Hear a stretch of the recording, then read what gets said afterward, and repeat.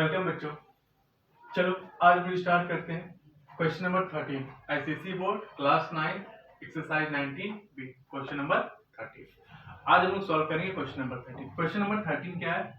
If sin theta is equal to 12 upon 13 and theta is less than 90 degree, find the value of cos theta plus tan theta. यानी कि हमारे पास एक sin theta दी हुई है, sin theta की value है 12 upon 13। कितना है? 12 अपॉन 13। अब इसी sin थीटा के बेसिस पे हमें किसकी वैल्यू निकालनी है? cos थीटा की प्लस tan थीटा की वैल्यू निकालनी है। जबकि जो एंगल है, जो थीटा है, थीटा हमारा लेस देन 90 डिग्री है, यानी कि 90 डिग्री से कम है। चलो कोई नहीं, हम लोग निकालते हैं। sin theta is equal to 12 upon 13 दिया हुआ है और हमें पता है कि sin थीटा ट्रिग्नोमेट्रिकल रेशियो के फार्मूला में कि sin theta is equal to क्या होता है? P upon H। क्या होता है? P upon H। तो ये वैल्यू हम पुट करते हैं P अपॉन H। तो P अपॉन H जब हमने पुट किया तो इट मींस कि जो परपेंडिकुलर है वो कितना है? 12 है और हाइपोटेनियस है वो कितना है? 13।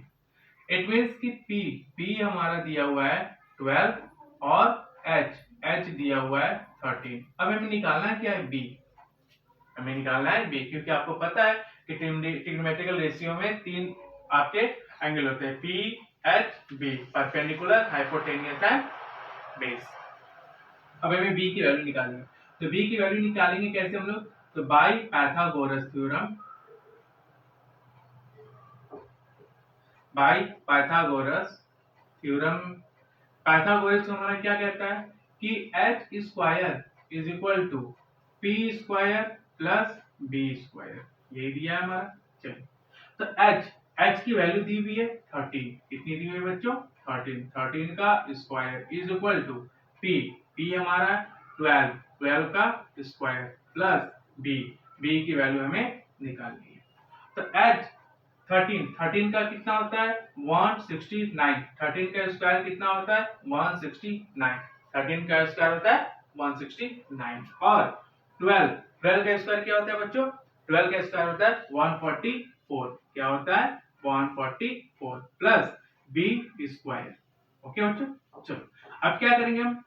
अब 144 को माइनस करेंगे इधर जाके, 169 माइनस 144, इट मींस की b स्क्वायर। अब इसको जब माइनस करेंगे तो 1 हमारे कितना आ जाएगा? 25, यानी कि b स्क्वायर इक्वल टू 25। तो b जैसे ही स्क्वायर हमने हटाएगा यहाँ पे रूट अंडर आ जाएगा 25, यानी कि वैल्यू ऑफ b की वैल्यू कितनी आ गई? 5। b की वैल्यू कितनी आ गई? 5, यानी कि b की वैल्यू आ गई इधर 5। चलो अब हमें क्या निकालना है? वैल्यू निकालनी। किसकी निकालनी है वैल्यू? वैल्यू निकालनी है cos theta plus tan theta. तो cos theta plus tan theta की वैल्यू निकालनी। तो cos थीटा इक्वल टू क्या होते हैं? मैंने रखा था cos थीटा इक्वल टू क्या होते हैं कि b upon h plus tan theta p upon b, यही होते हैं। चलिए, हमें तीनों की वैल्यू निकल गई, PHB तीनों की वैल्यू निकल चुकी है। अब इस वैल्यू को हम लोग क्या करेंगे? पुट करेंगे। ओके बच्चों, चलो वैल्यू पुट करते हैं।